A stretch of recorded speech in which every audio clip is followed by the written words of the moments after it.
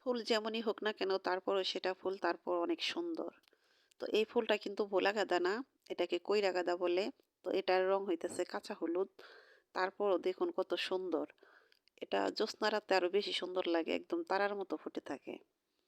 তো আসসালামু আলাইকুম, শুভ সকাল। কেমন আছেন আমার প্রিয় বন্ধুরা? আশা করি আল্লাহর অশেষ রহমতে আপনারা যে যেখানেই থাকুন না কেন অনেক অনেক ভালো আছেন, সুস্থ আছেন। আমিও আল্লাহর অশেষ রহমতে আপনাদের সকলের দয়ায় আলহামদুলিল্লাহ ভালো আছি। কাছে কিংবা দূরে, দেশ ও দেশের বাহির থেকে যে যেখান থেকে আমার এই ভিডিওটা এই মুহূর্তে দেখতেছেন, আমার এই ভিডিওটার সাথে যুক্ত আছেন, তাদের সবার প্রতি রইল আমার মন থেকে অনেক অনেক দোয়া এবং ভালোবাসা। তো বন্ধুরা, ভিডিওর শুরুতে একটা রিকোয়েস্ট প্রতিদিনই করতে হয়। তো আপনারা ভুলে যেতেই পারেন, ভুল মানুষ মাত্রায় হয়। তো সে কারণে মনে করিয়ে দিলাম, যদি লাইক দিতে ভুলে যান এই মুহূর্তে একটা লাইক দিয়ে দেন। তা না হয়তো দেখা যাবে যে ভিডিওটা দেখতে দেখতে লাস্ট মুহূর্তে এই লাইকটা দিতেই ভুলে যাবেন। তো এই লাইকটা তো আমাদের জন্য অনেক মূল্যবান, তাই না? তো একটা লাইক যে কিরকম মূল্যবান সেটা আমরা সবাই জানি। একটা লাইকে এই ভিডিওটা আপনার মতো আরো অনেকের কাছে আমার এই ভিডিওটা পৌঁছে দিবে। তো বন্ধুরা, অনুরোধ করে বলছি, যারা লাইক দিতে ভুলে গেছেন এই মুহূর্তে একটা লাইক দিয়ে আমার ভিডিওটা কন্টিনিউ করেন। আর নতুন বন্ধুরা আপনাদেরকে বলতেছি, যদি আপনি আমার এই চ্যানেলে আজকে নতুন হয়ে থাকেন, তাহলে আমার এই ভিডিওটা সম্পূর্ণ দেখার অনুরোধ করছি। তো ভিডিওটা সম্পূর্ণ দেখুন। যদি দেখতে দেখতে কোথাও কোনো একটা অংশ আপনার ভালো লেগে যায়, তাহলে আমার এই ছোট্ট চ্যানেলটাকে সাবস্ক্রাইব করে আমার পাশেই থাকতে পারেন। তো পরবর্তী ভিডিও দেখার শুরুতেই প্রথমে লাইক, তারপর ফলোয়ার্স করার চেষ্টা করবেন। নিয়মগুলো মেনে তারপরে আমার ভিডিওটা প্রতিদিন দেখবেন। তো ছোট্ট একটা কমেন্ট করে যাবেন, সেই কমেন্টের সূত্র ধরে আমিও আপনাদের পরিবারে চলে যাব। আমিও ঠিক নিয়মগুলো মেনে আপনাদের ভিডিও দেখার চেষ্টা করব ইনশাআল্লাহ। তো বন্ধুরা, আজকে হলো শনিবার। তো গতকাল শুক্রবার অনেক ব্যস্ত ছিলাম, বাড়িতে মেহমান ছিল। সে কারণে আমার অনেক কাজই অসম্পূর্ণ রয়ে গেছে। তো আজকে আমি সে কাজগুলো সেরে নিতেছি। তো আমি যত যা কিছু করি না কেন, যদি আমি আমার গাছের যত্ন না নিই তাহলে কিন্তু আমার ভালো লাগে না। তো এগুলো আমার রুটিন করা। তো যেদিন ঘরের ভিতরের গাছগুলো যত্ন করি সেদিন বাহিরের তা করি না। মানে এরকম উল্টাপাল্টা করে নিয়ম করে আমি এই গাছগুলোর যত্ন করি। তবে যাই হোক, কালকে তো অনেক ব্যস্ত ছিলাম, সেটা আপনারা দেখতে পেরেছেন।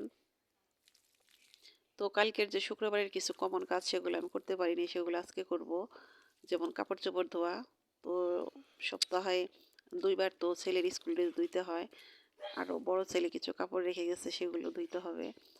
তো বন্ধুরা, আসলে কালকে অনেক ব্যস্ত ছিলাম, কিভাবে যে দিনটা চলে গেছে টের পাইনি।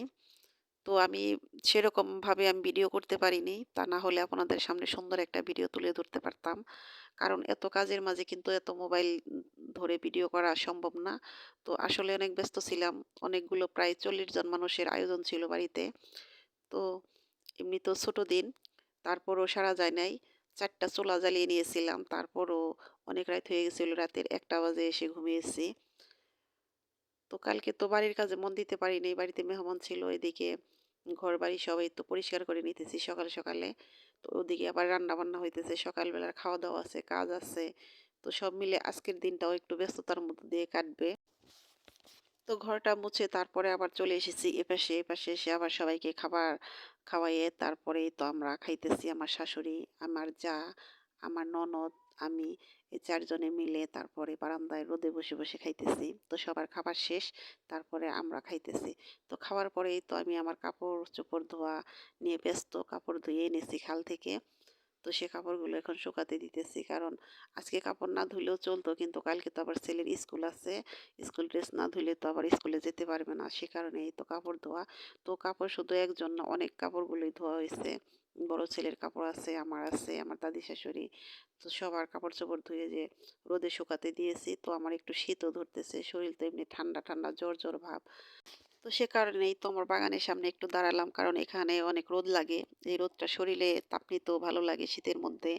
আবার আমার বাগানের দিকে তাকিয়ে থাকতেও আমার খুব ভালো লাগে। তো বন্ধুরা, আমি যখন বাগানের কাছে এসে দাঁড়াই তখন একটু মুহূর্তের জন্য আমি কোথায় যেন হারিয়ে যাই। মনটা একদম একাকার হয়ে যায়, খুব ভালো লাগে। তো এই যে একটা গাছ, এই গাছের নাম আমি জানি না, হয়তো একটা পাতাবাহার গাছ হবে। এই গাছটার রংটা এত সুন্দর, রোদে কি সুন্দর লাগতেছে। তো কিছুক্ষণ বাগানের পাশে দাঁড়িয়ে থেকে তারপরে আবার রান্নার কাজে ব্যস্ত হয়ে গেলাম। তো আজকে রান্না করব হলো সবজি। তো আমার বাড়িতে যে সবজি আছে সেই সবজিগুলো আমি একটা একটা করে তুলে নিতেছি।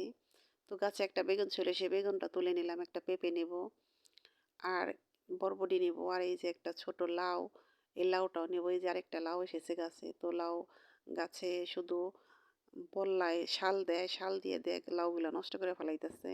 তো তারপরও মাঝে মাঝে একটা ছোট ছোট একটা খাওয়া হইতেছে কুমড়ার মতো। তো কিছু কাঁচামরিচও তুলে নেব, কাঁচামরিচ ঘরে নেই, ওই দিন তোলা হয়েছিল, তারপরে সেগুলো শেষ হয়ে গেছে। তারপরে দেখুন আবার কত মরিচ লাল হয়ে পেকে গেছে। তো কিছু মরিচ তুলে নেব, তারপরে কিছু সিম নেব, তারপরে লাউ পাতা দেব। আর ঘরে আছে ফুলকপি, গাজর, আলু, এগুলো দিয়ে আমি পাঁচমিশালি সবজি রান্না করব। তো সবজি খেতে কিন্তু বেশ ভালোই লাগে। তো চেয়েছিলাম শুটকি দিয়ে সবজি রান্না করব, তো শুটকি দিয়ে করব না, এভাবেই করব, কারণ ছেলে আবার ওই চিংড়ি শুটকিটা একটু পছন্দ কম করে। তো আমার সিম গাছও এখন নষ্ট হয়ে যাইতেছে, তারপরও ভাবছিলাম গাছটা কেটে দেব, কিন্তু সিম গাছে আবার নতুন করে ফুল আসতেছে। তো আমার শাশুড়ি বলতেছে যে কাটার দরকার নাই, এই গাছে আবার সিম আসবে। তো সে কারণে গাছটার আবার যত্ন করতেছি। তো এই তো আমার সবজিগুলো তোলা শেষ হয়ে গেছে, এখন আমি রান্না করব। এদিকে প্রায় ১:৩০টার মতো বেজে গেছে। তো দুপুরেও আমার শ্বশুর ওখানে খাইতে বলছিল, তো ওই পিঠা আর ওগুলা খাবো না। তো ভাবলাম যে আজকে আমি বাড়িতে এগুলো রান্না করে খাবো। তো এখানে আছে কিছু পুঁইয়ের বিচি, এগুলো ভাজি করব আলু দিয়ে, আর সবজি রান্না করব। তো পুঁইয়ের বিচি এগুলা কিন্তু আমি শুধু ওই ভাজি খেয়েছি, আর অন্য কিছু খাইনি। তো আমার প্রিয় আপুরা দেখি অনেক ধরনের রেসিপি করে, হয়তো ওগুলো ভালো লাগবে, কিন্তু আমি এই পুঁই বিচি শুধু আলু দিয়ে ভাজি করলে আমার কাছে বেশি মজা লাগে। তো সে ভাজির মধ্যে শুধু দিয়ে দিলাম গোটা জিরা আর কাঁচামরিচ, পেঁয়াজ, একটু হলুদ, লবণ, এগুলো দিয়ে আমি আস্তে আস্তে করে ভাজিটা করব। ভাজি কিন্তু দেখা যাইতেছে অনেকগুলা, কিন্তু ভাজার পরে ভাজিগুলো একদম অল্প হয়ে যায়।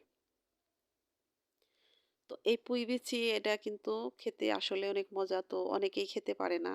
তো আমাদের বাড়ির ভিতরে অনেকেই পছন্দ করে না, যে এগুলা ভালো লাগে না। তো আমি আর আমার যা কিন্তু খুব পছন্দ করি, আমাদের খুব ভালো লাগে। আমি খাই, এর আগেও কিন্তু কয়েকবার খেয়েছি। তো আজকে ভাজি করলাম, এই তো দেখুন। তো আমার ছেলে খাবে কিনা আমি জানি না। তো আমার ছেলে অনেক বেছে বেছে খাবার খায়। তো এখন এই তো আমি সবজিগুলো কুটে ধুয়ে নিয়েছি, এগুলো চুলায় দিয়ে দিলাম। তো এখানে কয়েক প্রকার সবজি আছে, তার মধ্যে দিয়ে দিলাম কাঁচামরিচ, পেঁয়াজ, আর হলুদের গুঁড়ো, আর ধনিয়া গুঁড়ো। এর মধ্যে আমি কিন্তু শুকনো মরিচের গুঁড়ো দেই না।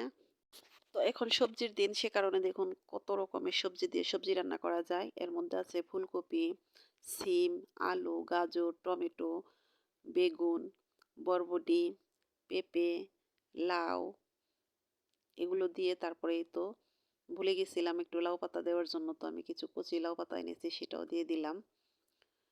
দিয়ে দিলাম টমেটো। তো সবজি এভাবে খেলে কিন্তু ভালোই লাগে। তো এটা কিন্তু একদম কম মশলায় রান্না করা। এটা কিন্তু স্বাস্থ্যের জন্য অনেক উপকারী।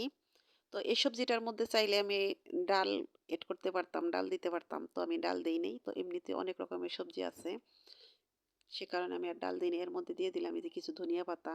তো আমার কিছু এক্সপার্ট দিদি, আপু আছেন, আপনারা রান্না করেন। এত সুন্দর করে রান্না করেন, আপনাদের রান্নাগুলো এত মজা হয় দেখতে, এত ভালো লাগে।